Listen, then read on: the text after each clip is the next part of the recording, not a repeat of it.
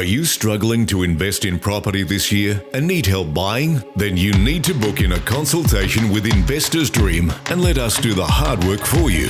Don't fall victim to missing out on incredible deals like everyone else. Lock in a meeting today. Go to investorsdream.com.au and secure your financial freedom today. Welcome to the Smart Property Investment Show. Hello everyone and welcome to another episode of the Smart Property Investment Show. It's Maja, your host for today. So hope everyone had a lovely Easter long weekend. I know that I surely did. And my two guests today, they're still on their holiday. So welcome Jamie, Pike and Taleah Derrick. How are you guys? You're up in North Queensland. Yeah, hey guys, yes we are. We're in our beautiful tropical North Queensland. Unfortunately, we both fly back home tomorrow. But yeah, we've had a great time. Oh, that's besides good. The crappy weather. It's nice to get away a little bit, isn't it? But wasn't there a cyclone or something up there? Or Oh yeah, there's been a few cyclones around. Oh, no. Luckily, none have come near the coast though. So it's just been a bit rainy and windy, but yeah. Well, to introduce you guys to our listeners today, so Taleah and Jamie are a couple and long-time listeners of the show, property investors. They currently own 4 properties and are getting pretty close to buying their 5th property. So guys, please tell me a little bit about your journey. How did you sort of started in property investing? Well, I think where it started, it was probably off my financial situation a few years ago. So like Taleah and I, we've been together for nearly a decade now, but as I was getting older and older... we sort of just wanted to do a bit more with the money that we were earning. Yeah. So, because you started working pretty much straight out of high school. Yeah. Where I did a university degree. So obviously he'd been earning money for a lot longer than I had been. And it sort of got to the point where when I finished my uni degree, I sort of said to Jamie, look, we should probably, now that we're both earning an income now, we should really start to do something with that income instead of just, having it come in and not really knowing where it's going. So at the time we had a little bit of debt, the typical debt, car debt, credit cards. So the first thing was to try and just get rid of that debt, that credit card debt, and paying off any car loans. And once that was sort of done, that we started saving up and pushing our money towards spending and things just in case any accidents pop up, and then saving for a deposit. I think when we first made the decision to start being wise with our money and start this property investment journey, I had it was about a couple credit cards and a car loan. So I was about $20,000 in bad debt. So Taleah and I had that chat, and then we just started coming up with a financial plan, and then we started acting on that. Yeah, we're pretty frugal. We tried really hard to stick to our budget, and we made sure that we did. We even had a time frame that said, all right, of towards the end of 2017, we need to have this much of a deposit. If we stick to it, and then we can buy our first property. I think it's always the hardest trying to buy your first one. You're not too sure what you're doing. So yeah, once you sort of get that first one under, it's sort of like you feel good and it's like, oh wow, we actually did that. And it sort of progressed from there on to buying the second one. So you guys started fairly young. I mean, you're young at the moment as well. So, and I was just reading this morning actually about sort of first home buyers being pushed out of the market due to obviously the rising house prices across the country, the low interest rates, which are creating obviously this environment where everyone's rushing to buy and pushing up prices. But tell me how hard, obviously it is possible even at a young age to sort of, like you said, sort of start saving and then spending your money wisely. So how did you sort of go about doing that? And when was your first property purchase? 2017? So yeah, we bought it in November 2017. And I think the difference with us as well though is we actually started off pretty small with our first one. It was relatively very affordable, and we didn't target any of the big capital cities in Australia. We actually, for our first one, our first 2 properties, we bought in Cairns. So where we're sort of from, we're from Mission Beach, which is about 2 hours south of Cairns, but Cairns is like the sort of biggest city in the area besides Townsville. So we bought just a little villa. It was about 190,000, so it was pretty affordable. And with that one there, it's got very, very good rental yield. So yeah, with our first one, we started off pretty small. So our deposit was pretty easy to save. We didn't have to save for as long. I think we only took us about 6 months to save a deposit for that one. And but at that time as well, we didn't really know what we were doing investment wise. Like we didn't really understand like the importance of buying near a capital city and really doing your area research. Like we weren't really, this was our first one. We were very, very beginners. Like, so it was just, we actually did get pretty lucky on where we bought. So we bought a villa that has like its own patch of land. It's not in a unit block or anything. There wasn't really any oversupply of units in the area, I guess, luckily. So our first purchase was very lucky. It was a very, very conservative, and we learnt a lot from taking that first step. And then we learnt how to run the property and how to like manage your cash flows and everything like that, which we didn't go over and get out of our depth with our first purchase. We wanted to ease our way into this journey, and I think that was beneficial. And then we sort of, there's obviously council rates, there's bloody corporate fees, so lots of extra costs. So would you say that first buy was a bit of an emotional purchase, given that you're sort of from the area, I think it little bungalow? Well, because it was home as well, But with that one, we have been pretty lucky, as I said, because we've actually been able to borrow against that first property twice now to buy the next two. Okay, so it's smart purchase. And it has not been rented for one night. It's been full of like tenants every single night, and we've had really good tenants. So we self-manage that one. Oh, really? That's pretty, So is that sort of time consuming, would you say? Would you recommend that to other buyers? Yeah, look, we self-manage 3 out of the 4 for the moment. Oh, wow. Our broker has advised us not to self-manage, He said that we need to take a step back from the management side of things now, because our portfolio is starting to grow at a fairly rapid rate. So we need, and this is a good lesson for the new investors, and that is that, take a step back and buy investment houses from the data point of view, not the emotional point of view. Not saying that all our purchases have been emotional. No, probably only the first one really was. After that, we then, because it was a bit of we bought our first one in 2017, and then our second one wasn't until 2020, and we actually bought the 3 properties in 2020, and all 3 of those had a lot more research, and it came more from more of an investment perspective rather than a newbie emotional perspective. Yeah. And so you didn't use a buyer's agent, you just sort of went out on your own? Oh, wow. I love doing the research myself. Any tips for sort of, people looking to get in the market? What sort of research, like how did you sort of go about? Obviously it was sort of easier knowing Cairns, but with the other 3, whereabouts are they sort of located? Yeah, so the second one as well is actually in Cairns as well. Like really nice sort of area of Cairns though. And the next 2 then are in Brisbane. So one on the north side and one on the south side of Brisbane. And when looking for a property, I always start off on realestate.com. I just have a look. I save the properties that I like. I go through and I see what sort of similar properties have sold for. I check the vacancy rates. I think we've signed up and paid for like a few little engines that sort of do like the area, sort of, like it tells you a bit about the area and the vacancy rates. And So we have paid for one of those, and you got like a 3-month access just to do a bit more of that research. But what else did you look at? I think another one, what I look at is when we're looking at suburbs to purchase, obviously to rent out, I look at what rentals are on market in those suburbs at that time.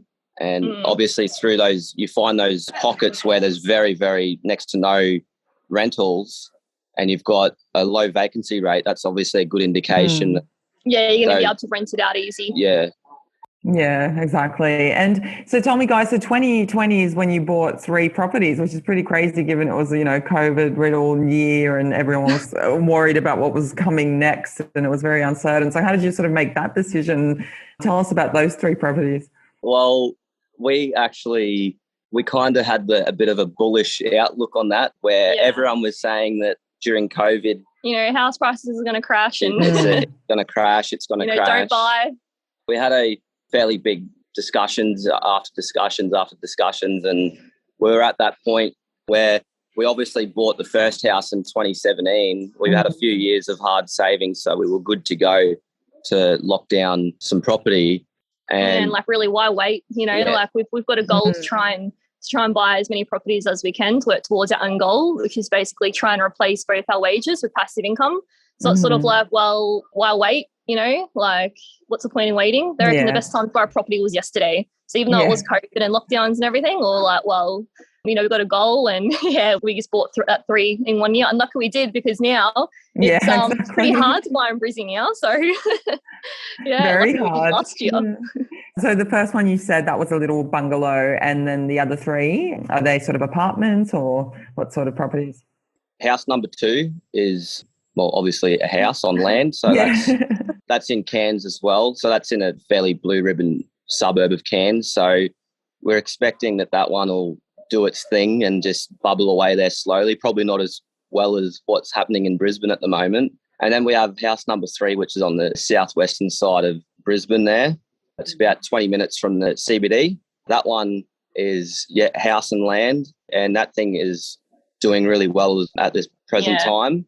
And then the most recent one, which we transacted on December last year, that's north side of Brisbane, about 15 minutes from the CBD. And that's also a nice Queenslander on a bit of land. And that one is going bananas at the moment. Oh, wow. We're actually doing a bit of work to that one first. It needed a bit of work done to it before we could get tenants in there. So, at the moment, we obviously flew up here for Easter, but Jamie's actually been down there doing a bit of renovations. My uncle's a builder. So, there's been them two that's sort of getting it. It's sort of been a bit of subfloor. Yeah, exactly. So I left work, my full-time job, in February this year. Oh, wow. And I'm currently on a bit of an extended holiday, but I'm putting myself to good use, and I'm doing a first renovation on a house. And I can tell you this, and I can tell the listeners, I don't like painting. No. So is the block next for you guys? That sounds like the natural path. It's quite funny. A lot of our friends are saying, like, because we put it on our Instagram story and like the updates of what we're doing, and you get a lot of the people saying, "Oh, you guys should apply for the block," but I don't really think. I'd love to, but I think Jamie's been scarred from painting. It's one thing you definitely realise. When you go to do a renovation, I said, look, like the financial wise, you've got to always probably allow double than what you expect. You always find things pop up that are going to, it's not going to be your initial budget. And also, it's hard work. It's long hours, it needs 3 coatings of paint. It's an old Queensland style house. So it's got the vertical wall panels. So you need to cut in each wood panel. And but I mean, we're getting there and we're keen to get it tenanted. It's very time consuming, but it'll be a very high performer in the portfolio, and it'll serve well in another 12 months. I think it's, in terms of capital growth, I think that one's definitely the strongest one by far. Well, that's amazing. And then you sort of say that, you've done it yourself. You've renovated the property yourself. So that also feels great. We wanted to get a bit hands-on. So that was our chance, So you did the right thing. So you bought all 4 houses, freestanding houses, not apartments. Was that sort of an intentional thing, or just happened by chance? Yeah, with the first one, obviously it wasn't intentional. That was just like, we probably would have gone ahead and bought a unit because we didn't really know then. So that was sort of just a fluke. But for the other 3, like after the first one, it was definitely the approach that we wanted to buy the house with the land component rather than a unit, since it's actually that land component that actually goes up in value. The house is just there, sort of making the money from the tenant's income, but it's the actual land component that appreciates over time. So we'll always stick to houses now, for sure. And guys, we're just going to take a very quick break and we'll be back in a second. Whether you're a seasoned property investor or about to buy your first property, finding the right investment property to buy in 2021 isn't easy. Why do it alone when you could partner with award-winning buyer's agent Paul Glossop? Over the last 10 years, Paul has helped hundreds of clients build multi-property portfolios. Paul's secret is finding off-market bargains that get snapped up before the general public even gets a sniff. Interested? Head to purepropertyinvestment.com today to schedule a strategy call with Paul Glossop. And we are back with Jamie and Taleah, 2 young property investors from Queensland. They currently own 4 properties and are getting very close to buying their 5th. All 4 properties are freestanding homes in Queensland, 2 in Cairns and 2 in Brisbane. So guys, I know that the Brisbane market, everyone's sort of been, for the past 10 or so years, property investors that have invested in Brisbane have been expecting it to grow, and it's been a bit of a slow burn when compared to, Sydney and Melbourne and even maybe some of the other cities around Australia. But how do you guys feel about Brisbane at the moment? You said the properties are performing really well there. Yeah, no, even just like seeing on Instagram and things like that, social media, the amount of people that are trying to buy into Brisbane now, and they're finding out that its price has gone up even like 100K compared to this time last year. It seems crazy. I think since this whole coronavirus pandemic, it's sort of, there's a light at the end of the tunnel, and the vaccine, hopefully, if it ever ends up getting rolled out. I think people and consumers are getting a bit more likely to spend money wanting to buy, especially first home buyers. I find that they're very strongly in the market. I know a lot of my friends personally, a lot of them just in the last 6 months have all purchased their own home. So I think it's those first home buyers as well that are really driving the market crazy. But yeah, also the good news about Brisbane is hopefully, fingers crossed, maybe the Olympics being there as well. Yeah, that's right. Hopefully in terms of the infrastructure as well, Brisbane will get a bit more, spent. I know that the traffic congestion there is pretty crazy. So I think it needs a bit of money spent there as well. So yeah, we've got a pretty good outlook on Brisbane. So, I'd buy the fifth one in Brisbane, but we're too heavily focused in Queensland, so we won't, but... Oh, so tell us about the fifth property. And I know you guys said that you're pretty close to sort of closing on that one. Whereabouts is that going to be located, and what sort of property are you looking at? So we've got 3 options we're looking at. Option 1, we're really looking hard into the northern side of the CBD in Perth, in that northern quadrant up there. There's some good little pockets that we're just researching, having a bit more look into. We want to try and diversify the portfolio now across different states, and that's to just get that diversification. Spread risk and diversify. We've also got another area we're looking through, Adelaide as well. Adelaide, obviously, it hasn't experienced large amounts of growth throughout the years, but with the way Australia's moving and everything like that, having one in Adelaide could potentially just serve the portfolio in a cash flow perspective, and then hopefully in years to come, 10 plus years, they might grab a bit of growth there. And then there's a couple of regionals. It's more Ballarat, Bendigo we're looking at as well. But to put it in the perspective, number 5 is most likely going to be over in Perth way. We just got to nut out a couple of things over there with property management fees are different, how they work over on the west side to the east side. We're just trying to calculate exactly what it would cost to hold over there and work out cash flows and obviously right price and everything like that. That's right. Yeah. And are you guys buying that one by yourself as well? Yeah, we'll be searching for it ourselves, yeah. Our broker does assist us as well. He sort of gives the final tick of approval and does his own analysis on it. But yeah, we both like trying to find the properties as well. We enjoy that process. And we also like to learn as well. So, yeah, we'll be searching for the fifth one. Great, yeah. And, just the other day, Reva sort of said that properties in Perth are selling at the fastest pace in 15 years. So it's a very competitive market over there at the moment. Are you sort of planning to buy sight unseen, or you're heading over to Perth? Don't know yet. It's obviously, like I said before, I've got all the time in the world at the moment. Currently, I have a job. But I might get over there. It all depends on travelling for the right property and all that sort of stuff. We've bought 2 houses sight unseen. Both Brisbane ones we bought sight unseen. And just... The first 2 as well, though, really all of them. The first 2, though, because obviously our families live in the area, so they went in and had a look at it on our behalf. But in terms of actually us looking at the properties, all 4 have been sight unseen. Yeah. Oh, wow. That's pretty amazing. So have you guys sort of thought of going into sort of, the property buyer's route? You sound pretty sort of confident in your research and the way you guys are doing it. And obviously it's working well for you. Are you thinking of making a career out of that, or, a Reno property buyer agent sort of duo?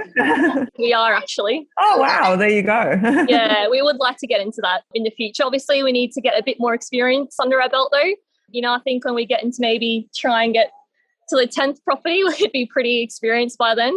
But it's something that we definitely want to work towards, though, is, potentially looking at doing that in the future. I think it'll be really enjoyable. We enjoy it as a hobby as well. So, sort of turning that passion into a career in the future, we're definitely considering that as well. That's awesome, yeah. And is this something like property buying, investing, is that something that runs in the family, or was it just sort of you two when you got together? No, it doesn't actually at all. Oh, wow. Yeah. No, it doesn't run in the family. Yeah, both our families think are pretty conservative. They've just got the family home and they're not really investors in really anything at all. It was actually the Rich Dad, Poor Dad book that got us really started on the whole investment journey in terms of just sort of doing a bit more instead of just your income, finding other streams of income as well. So that's what really drove, Yeah, and that's our pretty want to brave. invest. Yeah, not only sort of is it pretty brave, but also at a young age to sort of be thinking about the future and not sort of spending your money on, travel or just, Yeah. like most young people do. So that's really sort of inspirational that you guys sort of went down that road at such a young age. And obviously it's worked out really well for you both. Yeah, and we know the importance of starting younger as well. Like obviously property is very, very long term. It's not a get rich quick scheme at all. So our thought process is the earlier we start, then the earlier in life that we can start enjoying the benefits. So yeah, it's really just trying to accumulate now. We're in the accumulation phase. I think for the next 5 to 7 years, we're going to try and accumulate as many good performing properties as we can.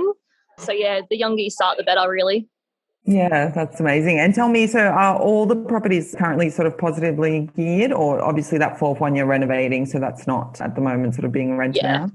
All our properties are cash flow positive, and property number 4 will definitely be cash flow positive. That's our only one in the portfolio that's on an interest only setup. So yeah, the cash flow on that one, it'll yield fairly high. Yeah, but yeah, they're all positively geared. I mean, especially the ones in Cairns. Cairns, there isn't as much capital growth there. It's definitely more cash flow. If we had our time again, we probably would have definitely been focused more on the capital growth straight away. But as I said, we were a bit newbies for the first 1 and 2. So yeah, basically definitely capital growth long term we're more focused on, and then wherever we need to, the cash flow. But yeah, I guess lucky that they are all positively geared for the moment anyway. So yeah, exactly. And you mentioned that only one is sort of interest only. So you went P&I on the others. I know usually investors sort of tend to go only interest. So what was that decision sort of based on? Your broker? Yeah, that was our broker.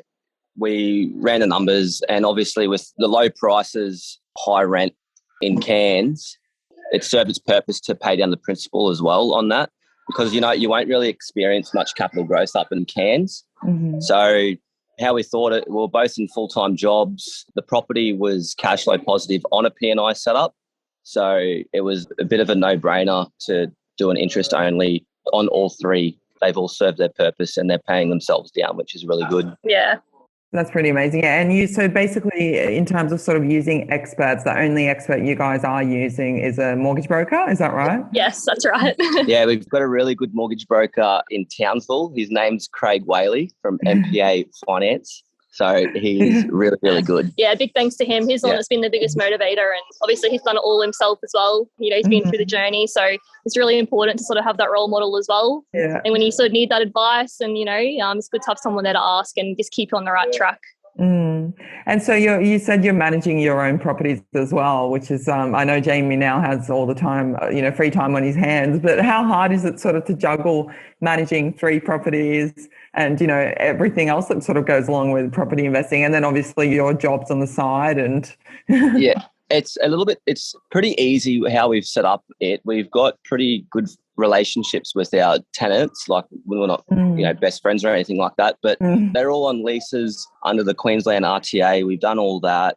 I've read a fair bit into the Queensland Tenancy Act, so I know our obligations and the tenants' obligations to a fairly satisfactory level. What we do is we communicate just through like WhatsApp, stuff like that, where Taleah and I and the tenants have all got visibility, and we got like if there's an issue. And the best thing is Taleah's sister, she lives in Cairns, and she's like has all the handyman contacts and everything like that. So so that's what makes it easier, and what makes us want to sort of put a bit more in for the Cairns properties is definitely having my sister there. Yeah, but we manage it all through WhatsApp. So for the moment, it's been fine. But I think eventually we'll definitely from now onwards, like with the last purchase, we are going through Ray White, and for future ones as well, especially in Perth, because obviously that's a fair way away. Well, it'll definitely all be now through, managed, not by us, but from a real estate. Yeah. How much time would you say that it's sort of consumed just having to manage them and obviously keep on top of all the finances and whatever else sort of goes into managing a property? Yeah, how much time do you reckon it's? Look, honestly, it wouldn't be much. Like I can't, maybe maximum, I don't know, half an hour a week of a bit of admin just to make sure everything's... Yeah, we only usually hear from the tenants if there's something wrong. Yeah. Otherwise, we sometimes check in here and there to see how they're going, if there's any issues. But yeah, it's actually been pretty lucky, I think, with our tenants. Like, they've been pretty easy. Nothing's really gone like really wrong. You know, it's just the typical, you know, the fly screen's fallen off. All right, we'll get someone around there to replace it. That sort of just minor things, luckily. Yeah. Oh, that's good. And tell me, just because, obviously all 4 of your properties are in Queensland, and we know that sort of Queensland's prone to some pretty crazy weather. How do you sort of go about calculating those, or making sure that, looking at the flood risk and whatever? Yeah, insurance. Insurance. Yeah, and we've definitely noticed the insurance cost difference between even Cairns and Brisbane. Cairns, it's like $250 a month, and Brisbane's like $80 a month. Yeah. But when we go to buy, before we buy the property as well, we actually look at the flood maps as well, and we see if it's in like a flood area or a flood zone. So yeah, we do definitely analyse that as well before we buy the property. We just see where it's situated as well and how prone it is. Obviously, Cairns a bit prone to cyclones, but we haven't had any cyclones in Cairns for a while. They usually hit a bit more south. Like here at Mission Beach, we've actually had 2 Category 5 cyclones in the last 15 years. Yeah. So the risk is definitely there, but we just make sure we're covered by the insurance, and that our insurance policy covers all that. I just hope that the cyclones stay away. Yeah, exactly. Well, that's good. Yeah, you obviously have to sort of do your due diligence, and you guys certainly have ahead of sort of buying a property, and just make sure that it is, it's not in that sort of most dangerous area, flood area. And all you can do is insure your home and hope for the best. Yeah, exactly right. I mean, I think anywhere in Australia, you've got like down south, you've got the fires, and even WA is prone to cyclones as well. So it's sort of like, you can't really be scared off by those natural disasters. You just got to take the right steps to sort of try and mitigate that risk. Exactly. Yeah, through insurance, really. Yeah. That's right. And we're just going to take another very quick break, and we'll be back in a second. Are you ready to take your first steps towards financial freedom by investing in property? Maybe you've started your portfolio but need some help continuing to grow. Lachlan Vidler and the team at Atlas Property Group are here to help. As experts in property investment, Lachlan and his team are ready to help you take advantage of some of the best investing conditions in almost 20 years. By completing the research, sourcing and negotiations, Lachlan goes the extra mile to find you a high-performing investment and set you on your path to financial freedom. Book in your free discovery call today at atlaspropertygroup.com.au. And we're back with Jamie and Taleah. So 2 long-time listeners of the show, young investors from Queensland. So they've just been telling us a little bit about their journey. So guys, just looking at your current portfolio, do you mind sort of telling us the size of your portfolio in terms of sort of the finances? Yeah. So off the 4 purchases, the entire portfolio value is sitting at about just shy of 1.4 million. Oh, nice. And we owe just over 1 million on the portfolio. Yeah. So you're in a pretty good spot at the moment. Yeah. Yeah. So, worked hard to get to where we are, but we're not finished yet. We're not even halfway yet. Oh, wow. So what is your ultimate sort of goal? You mentioned sort of 10 properties over the next 5 years or something. Yeah, we want to try and get as many as we can. 10 plus. 10 plus. Wow. We want to get double digits, for sure. It just depends. I mean, we're pretty maxed out buying the 3 last year. Our broker sort of said, all right, you sort of, take a break. You're a bit maxed out now. So, you need to sort of take a break. But we'll sort of like, even this year, we're like, no, we want to try and at least buy 2 more this year. Obviously, it's going to be a little bit hard, though, because the prices have sort of gone a bit berserk at the moment, like Australia-wide, really. Yeah. So we'll see how we go. But, I think we have to just try and increase our incomes a little bit, try and sort of borrow more and just see what else we can sort of do to try and sort of... Yeah, I exactly. think the next step for us will definitely be paying off that equity release because, as I said, we've used our first property to sort of borrow against to purchase the last one as well. So our number one goal straight away is just get rid of that equity release loan as quickly as possible and then just start saving for the deposit. Mm-hmm. Yeah, exactly. And you suddenly seem to, like people I've talked to that have sort of their first sort of couple of buys that they've done themselves usually tend to be like duds. So you guys definitely, I mean, having, you've obviously tapped into that first property to buy a few properties. So that's obviously a very positive sort of, even though it was obviously an emotional buy, it worked out really well. Yeah, no, for sure. As I said, we were pretty lucky there considering we didn't really know like what would I didn't even check the vacancy rates or anything before we bought that property. Yeah, no, it was like totally like I just want to buy a property, all right, let's go buy one. Sort of thing. We've learned a lot. Yeah, it was since then, a lot. It was a shoot from the hip property, that one, but we have learned a lot from that. And yeah, most of our learning has definitely just come from reading property financial books and as well as just listening to podcasts as well, really. It's just been the biggest learning is, from those two sources. Oh, wow, yeah. Yeah. And would you say that sort of property buying, investing sort of becomes a bit of an obsession once you get sort of going and it's all going well? You know, like a gym. It is a little bit. Type thing. It definitely is. Adrenaline? Yeah, it is adrenaline. Yeah. You can't, because if you're buying right, which us personally we have bought right on our last 3 properties, you can see what the end product is. Mm-hmm. Yeah. So you think about what this property is going to look like financially in 1 or 2 property cycles, and you can see what the end product is going to be. So yeah, it's a good motivational way to think about it as well. Yeah, and your ultimate sort of goal is to become sort of completely financially independent and create enough passive income to replace your wages. So how far off do you think you are? Like, when do you sort of plan to retire? Is it like 40, 50? Well, I'll answer this one. So Taleah, she loves her work, really does, and she's really good at her job. So she wants to go hard for a while yet, but me, on the other hand, I would like to be retired by 40. By then, we'll have a family, hopefully, and you'll be the nice stay-at-home dad. Yeah, yes and no, but it would be nice to be able to just make yourself available for your children and all that sort of stuff. Not having to sort of work and have the whole daycare thing going. It's more just financial freedom. You want to travel a lot as well, and it's also something to be able to hand down to your children as well. Exactly. Yeah. And just teach them sort of how to manage their money best. And exactly. It's a very sort of handy tool to teach kids. Yeah. Yeah, it is. Well, thank you so much for joining me today, guys. It's been lovely chatting to you. Yeah, thank you so much for having us on the podcast. Yeah, thank you.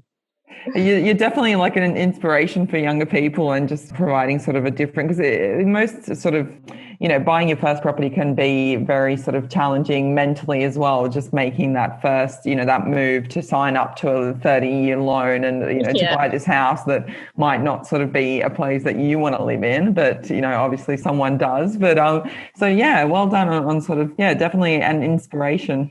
Thank you very much. And if there's one thing I can throw out to the listeners, if they want to get into the property investing, then get comfortable with having large amounts of debt. And just have a good team around you, have a good broker and have some sort of inspirational people who can sort of guide you as well. And just get stuck into it yesterday. Yeah. And would you say that it's helped you guys as well investing as a couple rather than sort of doing it individually? I think, we'd definitely be a lot harder to do it individually, but I think you still can. My sister's actually bought her first place and she's only in admin role, so she's not on some high wage or anything. And she's bought her first property, so it's doable. Obviously, it's better having that dual income, but definitely single people can also do it as well. We just got to have that right savings, exactly. And just focus. Well, thanks again, guys. Yes, thank you so much. Thanks for having us All on. the very best. Yeah, no worries. And thank you to our audience for tuning in. If you'd like to share your story, please do write to us at editor@smartpropertyinvestment.com.au. Well, thanks again for joining us, and I'll catch you next time. The information featured in this podcast is general in nature and does not take into consideration your financial situation or individual needs and should not be relied upon. Before making any investment, insurance, tax, property, or financial planning decision, you should consult a licensed professional who can advise whether your decision is appropriate for you. Guests appearing on this podcast may have a commercial relationship with the companies mentioned.